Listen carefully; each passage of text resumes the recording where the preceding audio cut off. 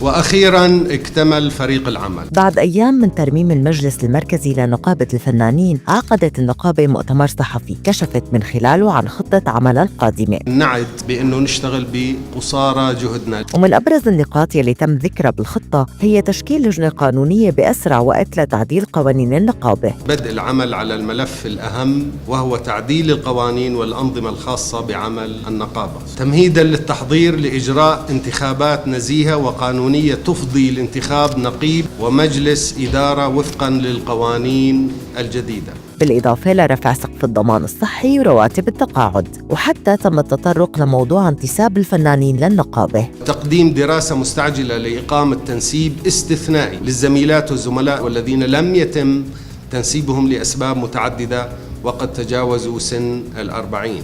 وجملة خطة النقابة كمان تكريم خاص لفناني الثورة، منح عضوية الشرف للشهيد المخرج باسل شحادة الذي ناصر قضية شعبه وبلاده واستشهد على أرضها. بعد أن تم التشاور والتنسيق مع عائلتي الشهيدتين مي سكاف وفدوى سليمان، سيتم العمل على إعادة رفاتهما إلى وطنهما الأم كمحطة أخيرة. المتابعة الجادة بكل ما يتعلق بشهداء الثورة من الفنانين ومحاولة معرفة مصائرهم بدقة وما يلزم لتكريمهم وتكريم تضحياتهم ودعم أسرهم. والمفاجأة يلي كشفت عنها روعة ياسين يلي انضمت لمجلس النقابة مؤخراً كانت فكرة العمل على إطلاق تطبيق إلكتروني للحفاظ على أرشيف الفنانين.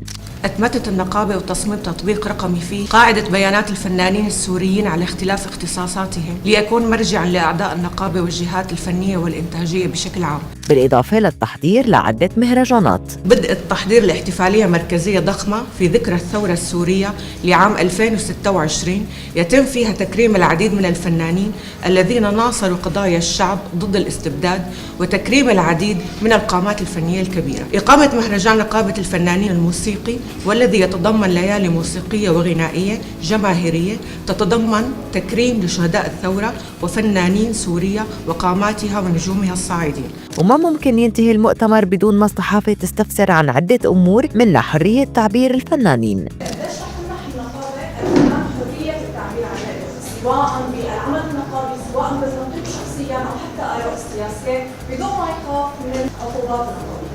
هذا السؤال موجه لي شخصيا مش للسيد.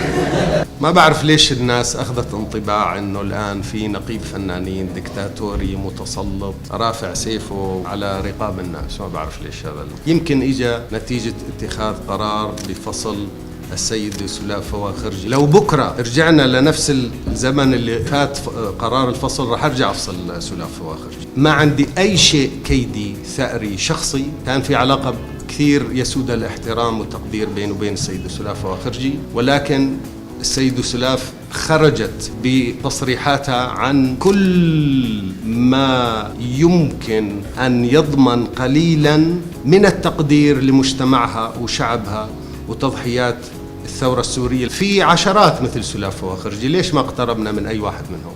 ليش هي بالذات؟ بس أعتقد أنه هذا الجواب راح يكون على هذا السؤال. ولكن ما أحلانا والله إحنا واحد انتقد النقيب ثاني يوم، يعني مش هذا المنطق ولا راح يكون سائد. مثلا بالفترة المقبلة إذا فنان طلع طلب بإسقاط النظام الحالي بدون فصل من النقابة؟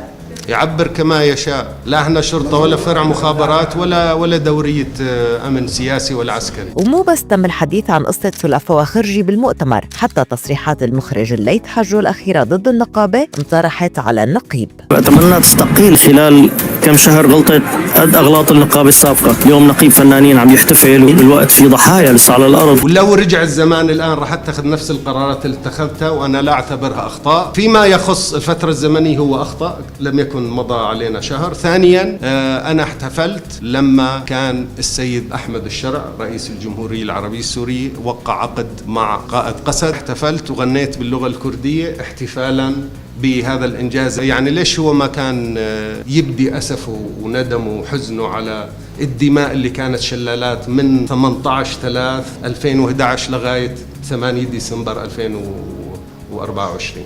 وين كان صوت السيد الليث حجو؟ مثل كثيرين من الفنانين الذين كانوا يضمنون آراءهم لأعمالهم اذا بتشوف حضرتك ضايع الجزء الثاني، يعني كان صوت ليث حجه عالي جدا، بغض النظر استاذ عن رايه، قال رايه بحضرتك بلحظه معينه بصيغه تهكميه. انا عم اقول هل هناك رغبه لدى المجلس والنقابه في استقطاب هؤلاء وكيف سيحصل؟ يعني كلام حضرتك يقول انه ما عندكم رغبه كثير. لا انا رديت بس على تعليقه الشخصي يلي ذكر فيه هاتين الفقرتين. طبعا هي نقابتهم، هذا بلدهم، اكيد ما راح يكون في فنانين كليش الكل نفس الراي ونفس الانطباع وعنده نفس الاراء السياسيه. هو حر في مقال، ولليث حجه ما راح يشوف مني الا كل خير واحترام وتقدير.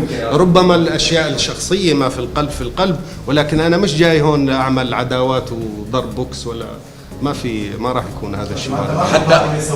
لا في قائمة سوداء ولا شقراء، ما في.